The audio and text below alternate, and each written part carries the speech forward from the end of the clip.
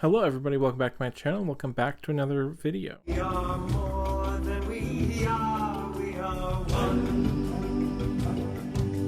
And more importantly, welcome back to Grisha Weekend. This is my bonus episode for Grisha Weekend. I have only been kind of advertising and saying that I was going to post 3 of them, but I kind of decided that I wanted to post one more, and this is my overview or just things that you may need to know before watching this TV show. I'm sure that there's like a lot of videos that are going around about people kind of like trying to prep for the TV show, like a lot of like things you need to know. So I do appreciate you coming to my channel and watching the video. Please go ahead and like, comment, and subscribe. That way I know you want more videos like this. And then of course, link anything down below you think I may have missed that you think might be important to anybody watching the show. And then just do try to keep in mind that we don't really want any spoilers, so kind of just limit those if you're gonna add anything down below. Since I never actually planned on creating this video, I actually got really excited when I was sort of prepping for it and reading some stuff about it. I already have 3 Grisha inspired videos that you can go check out. They'll all be linked down below. My first one is just where I kind of talk about my history with the Grishaverse as well as react to the trailer. My second video was a review discussion for Six of Crows and Crooked Kingdom. This is actually what started my passion for the Grishaverse. And then just earlier today, I posted my discussion and review for King of Scars and Rule of Wolves. So yeah, my unique experience is I actually have not read Shadow and Bone. I did actually do a lot of research and look into what the plot was so I could be prepared for the King of Scars duology, but I never actually got to experience the books and the characters and stuff like that. So I'm not going to be one of those people where I'm watching it where I'm like, oh, that's different from the book, or like, oh, that's not how that character is portrayed. I'm going in pretty much mostly blind. I just have an idea of where this is going. So without further ado, let's go ahead and get right into it. I'm really excited to talk about some of these things. And so first we're actually going to go over the geography of the world. So the least notable one is Novi Zem. This is in the far west of the map. I don't really know too much about this. From what I've read, it kind of pops up here and there with some characters and some people. It kind of seems like just to have a lot of farmland, so it kind of deals with a lot of shipping and stuff like that. I think they definitely are heavily associated with the Kerch, because I think they have to go through Kerch to kind of like sell their goods to the east side of the map. Speaking of Kerch, we're going to go into that place and Ketterdam. This is mostly going to be seen because we do see the Six of Crows, which I will get into characters later. It's a heavily merchant-based place. They deal a lot with shipping. It definitely seems to be built up as in like you can kind of do whatever you want here, or either like live or die, but how well you sort of navigate this place. So there are some really poor people, but also really rich people. And again, in relationship to the show, you are going to see the Six of Crows. They are a band of thieves. They are probably going to be hired out of Kerch to do stuff with the main plot. After that is the Shu Han. I don't know how relevant they're going to be in Shadow and Bones. They're the country that is south of Ravka. They definitely seem to be very heavily like Chinese based, but I don't think we'll see too much of them. The most I've seen them come into play is actually in the King of Scars and Rule of Wolves duology. The next and probably second biggest place we're going to talk about is Fjerda. This is a very, what I believe to be Russian inspired northern continent that seems very snowy. They are definitely the main antagonists, that as much as I know of. I think again they might be more prevalent in the later books. What Shadow and Bone should really be about is more of a civil dispute. They definitely have threats from the Fjerdan. I think we are going to see some battles with them. There's a couple of scenes from the trailer where you see them like fighting in a snowy landscape. That's probably going to be Fjerda. They are very prejudiced against Grisha, and Grisha are mostly in Ravka, or at least have been developed there or kind of go there for sanctuary. And lastly, of course, we're going to talk about Ravka. They're in the right in the middle between Shu Han and Fjerda, so they actually have a lot of issues. I think their country history has definitely been plagued by wars and basically people trying to like fight over their land. And like I said, they definitely seem to be the primary place where Grisha go, but do keep in mind that Grisha are not only from Ravka, they do come from different places. So you can be a Grisha from Novi Zem, Fjerda, or Shu Han. And we are going to talk about Grisha in just a second. So that makes me want to go into the military of Ravka. The less important thing, but you're kind of probably going to want to know, is that there are 2 armies. There's called the First Army, which is just what we normally know as soldiers. They're not special, or they don't have special powers. The second army, this is the Grisha, and this is where most of the story is going to be about. So Grisha in this world is people who have special powers. We're actually first going to talk about them in terms of the second army. They're separated into 3 classes, and they usually can be easily identified by their keftas, which are color-coded. So the first of the Grisha that we're going to talk about is the ones that wear the blue. I definitely do apologize for any mispronunciations going forward, but we're going to start with the blue category, and that is the Etherealki. They're also known as summoners, are pretty much elementalists. They're definitely the easiest to explain. There are 3 types of summoners. There are squallers, tide makers, and inferni. So obviously squallers are Grisha who can control the wind. Tide makers are ones that control the water, and inferni control the fire. Those are going to be the easiest ones to identify. On top of that, I'm sure you'll see from the trailers, is that there are 2 extra summoners that are really rare, and that is a shadow summoner, who you've seen in the trailer. This is going to be one of the characters, the Darkling, as well as a sun summoner, and that's who Alina, the main character, is.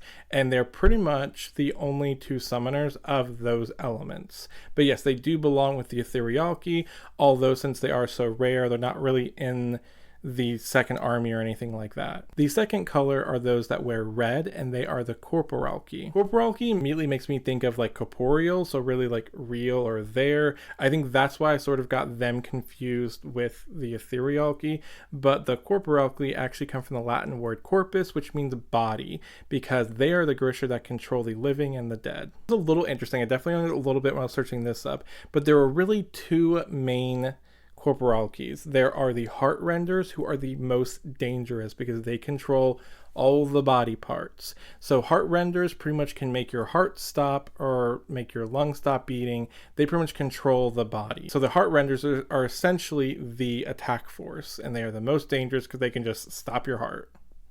The second kind are healers. It's pretty self-explanatory. They manipulate the body so that they can heal your wounds. I don't know how this is going to be played into the story, but there is a third type that is only created later by a specific Corporalki, and these are called tailors. Tailors can actually manipulate the body to change its form. I can make my hair blonde, I can change my face shape. Those are tailors. You're most likely going to only meet this as one of the main characters, Genya. She is known as the first tailor. So I don't know how much the tailors are going to be in the show. I don't know if they're going to introduce them or anything like that, but yeah, she is part of the Corporalkis. They're called tailors. They should actually get much bigger later on. And the last one is purple. These are the Materialkis. These are the easiest ones to identify. They're also the ones that are given the least amount of respect because they aren't made for war. Because again, that's what we should need to keep in mind, is that it's a very warring country, very warring place. There's a lot of danger going on, and you need soldiers and warriors. And Materialki are not.